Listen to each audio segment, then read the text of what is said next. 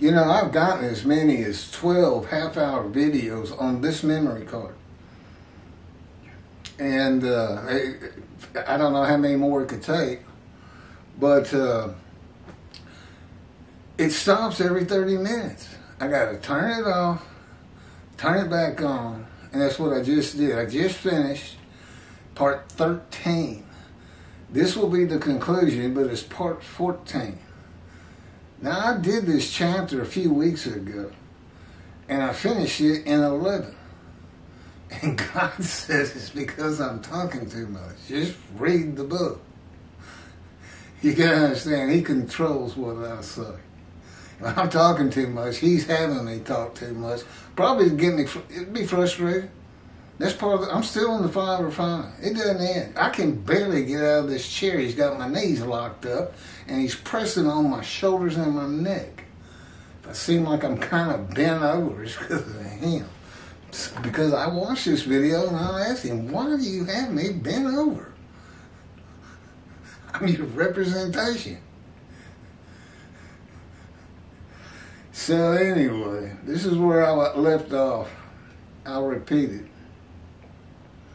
My righteous servant in 13, this is part 14, chapter 21 of the book, God titled, Isaiah 53, and the Day of the Lord.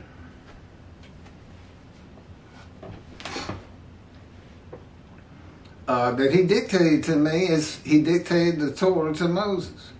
Moses couldn't have possibly known the information of the first 5 books of the Hebrew Bible, and if you would listen to these proofs on the video or read this book, you'll know I couldn't have this knowledge any more than he could have had the knowledge of Genesis, Leviticus, Deuteronomy, Numbers, Exodus. Well, he would have had some first-hand information there, but he still didn't write it.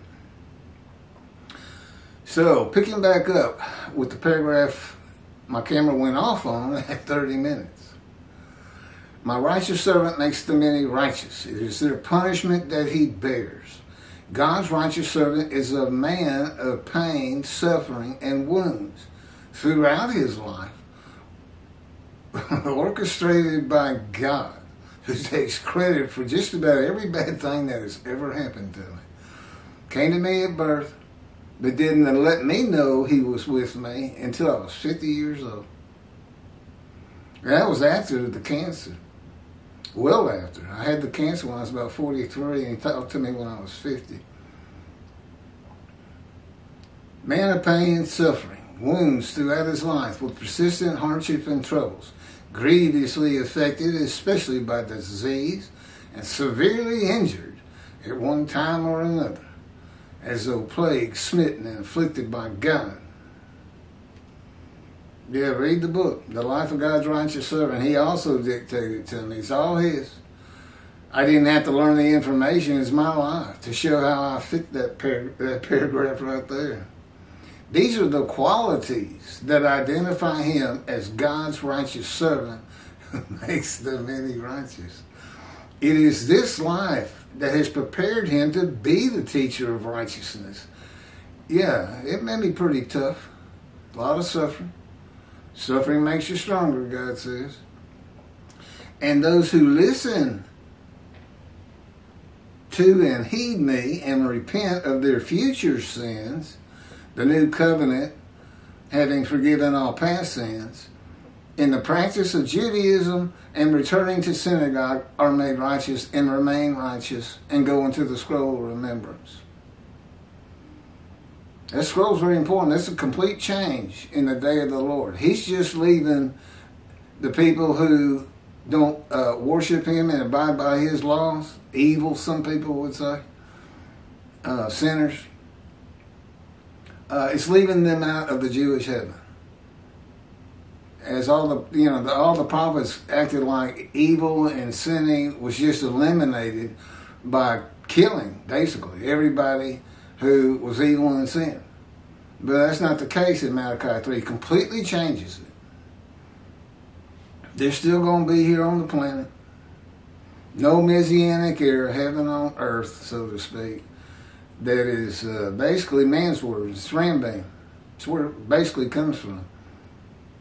And the day of the Lord books, or when the prophets talked about it, there were 7 of them, makes it sound like there'll be such a day where evil will be gone and it'll be like heaven on earth. But Rambam really expounded on it. Those who are in right standing with God are entered into the scroll of remembrance of Malachi 3.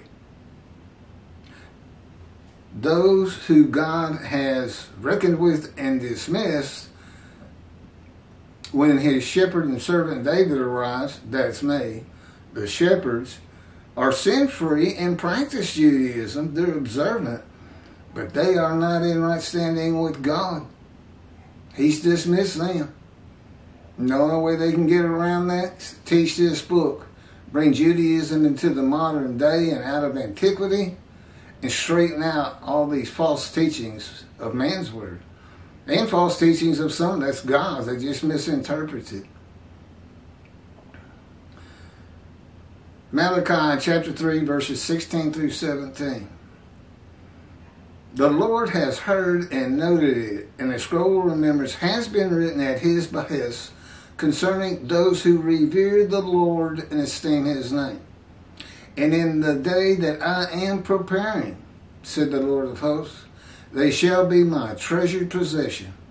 I will be tender toward them, as a man is tender towards the son who ministers to him. That means heaven. Because God's not going to go to people and do that here on earth. And I said, you could have written it a little clearer than that. He said it's perfect. The scroll of remembrance is not the book of life that I am preparing. Is the day of the Lord. Oh, the day that I am preparing is the day of the Lord. A man who is tender towards the son who ministers to him is a man who never wants to be without him. Isaiah 55, 65, chapter 17 through 18. For behold, I am creating a new heaven and a new earth. The former things shall not be remembered. It's very interesting, but I don't have time to get into it right now. They shall never come to mind. Be glad then, and rejoice forever in what I am creating.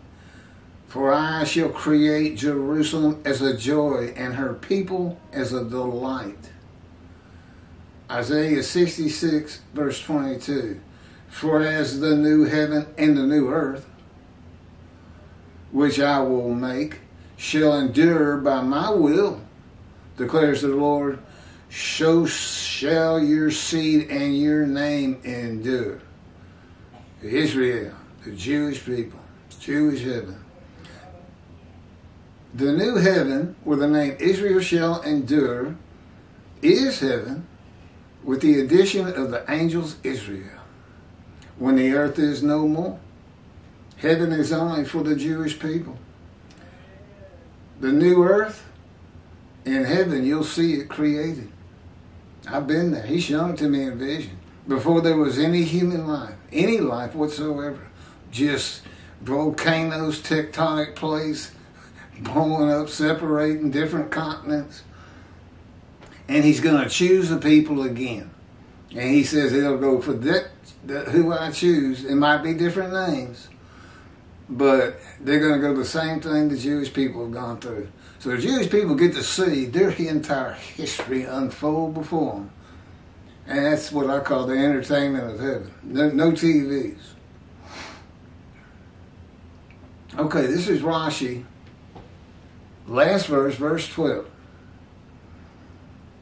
And the book he's using, the verses he uses. Therefore, I will allot him a portion in public, and with the strong he shall share plunder, because he poured out his soul to death, exposed to death, and with transgressors he was counted a sinner. And he bore the sin of many and intervened for the transgressors. All that's been covered. Rashi, Midrash, Therefore, because he did this, I will allot him an inheritance and a lot in public with the patriarchs. Where's the commentary? Oh. Midrash, therefore, commentary.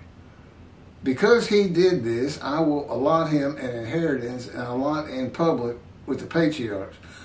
When were all of the Jewish people as one man Israel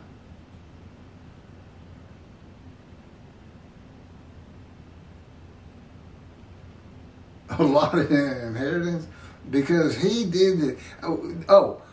Did this. Well, one of those did this is exposed to death. When were they all as one man, gathered as one man Israel? I don't know why Jews for Judaism and Toby Singer don't get that concept. 2 times, Oreb and Jerusalem by the 13 tribes who returned. Another fabrication of these supposed mythical 10 lost tribes. Read Israel. You can't come up with that. They gather as one man in Jerusalem. It's only 2 times it's happened. So I don't know. And 53 describes a Gentile, not a Jew. And they don't even know that. They don't know when the day of the Lord is. They don't know anything about the angel of God's presence, the Holy Spirit. And yet I did. An atheist of 50 years. At God's orchestration, he wanted a clean slate to teach me. And I see what these religious people do and teach, and I just do this. I'm like, I can't believe this. I didn't know anything about religion. I didn't hang out with religious people at all. I didn't know Jesus had died for the sins of Gentiles or Jews first. I didn't know any of this. I didn't know there was a problem between Christianity and Judaism. I didn't know Christianity had stolen the book God dictated for his people.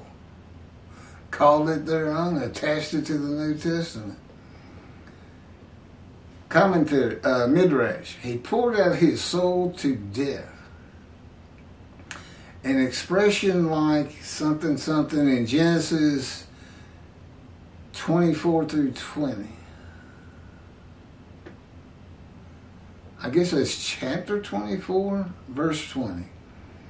And she emptied her pitcher. He poured out his soul to death. She emptied her pitcher. No, that's exposed to death. And with transgressors he was counted. Sinners. He suffered torments as if he had sinned and transgressed. And this is because of others. He bore the sin of the many. That's, again, vicarious suffering. I don't know where he's going with all this. Again, it's still better than Jews for Judaism or outreach Judaism. There's just an absurdity from the get-go. Midrash. And interceded for the transgressions through his sufferings. For good came to the world through him, vicarious suffering. He apparently, all the Jewish people as one man, Israel, atoned for the shame and guilt of the Gentiles. That's what Jews for Judaism says too. When I start to blur out, if I stand up, my autofocus goes back into effect. I don't know why that is. Okay, my commentary. From the JPS, chapter 12, 1985 version. Assuredly, I will give him the many as his portion. He shall receive the multitude as his spoil. For he exposed himself to death and was numbered among the sinners. Whereas he bore the guilt of the many, offering myself to remove their guilt, go through the fire of refinement, covenant with God, and made righteous, and are made righteous as the many who become a multitude. Okay, Midrash. For he exposed himself to death. God's righteous servant is crushed with disease that exposes him to death, but give him long life. Rashi says the Jewish people as one man, Israel, poured out their soul unto death. It does not tell us when this happened or will happen. They're never going to gather as one man in Israel again. Can you imagine trying to get every Jew, well over 20 million, on the face of the earth together as one man? It takes 100%. That's when they were gathered as one man. The Israelites, every one of them came out before Moses had ordered. And according to Ezra, happened again with the remnant of the 13 tribes that returned from the exiles. And they built the second temple as the Holy See. In the book of Isaiah, God forgave their sins. This is just a repeat story because we got a temple to build. And for whatever reason God has, He wants the Jewish people to be a holy seed when that's done. And there's 2 or 3 other reasons for that. And was numbered among the sinners. Commentary: God's righteous servant Moshiach will have been a sinner, a Gentile, not a religious man in the beginning. I had no problem with that. There's very few sins I didn't do. That's not good language. I never murdered anybody. And I wasn't a chronic sinner. I just seen with God's orchestration to have fallen into just about all of them. God thinks that's so funny. Whereas He bore the guilt of the many. Rashi says He suffered torments as if He had sinned and transgressed.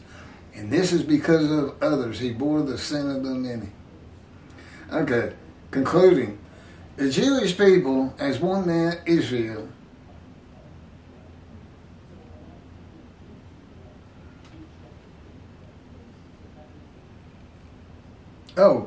basically this is what he's saying. They're basically saying He became Jesus. Vicariously suffered for the Gentile. And that's what they teach. Bearing the sin of the many, according to Rashi. This is why Rambam and many others would not agree with Rashi that Isaiah 53 described Israel. Well, y'all just went through all his commentary. Do you think it describes Israel according to Rashi?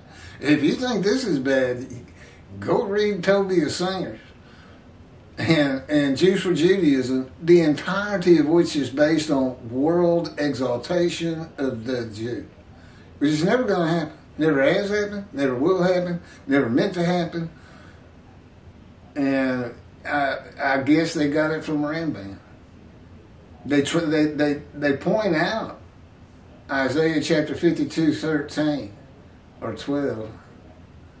Oh, 13, I'm pretty sure it is. Well, the word exalt shows up. But that's for me. That's part of Isaiah 53 that they're no part of. 52 ends at verse 12. And it's a celebration of the return of the 13 tribes.